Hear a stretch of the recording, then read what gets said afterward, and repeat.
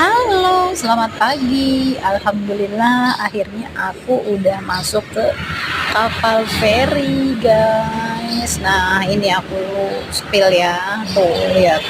Agak-agak ngeri sih ya, soalnya aku takut mabuk laut gitu. Soalnya aku ini pertama kalinya naik kapal feri dan ini aku dari Pelabuhan Ketapang menuju Pelabuhan Gilimanuk. Perkiraan jam sih setengah jam ya, tapi aku belum tahu nih.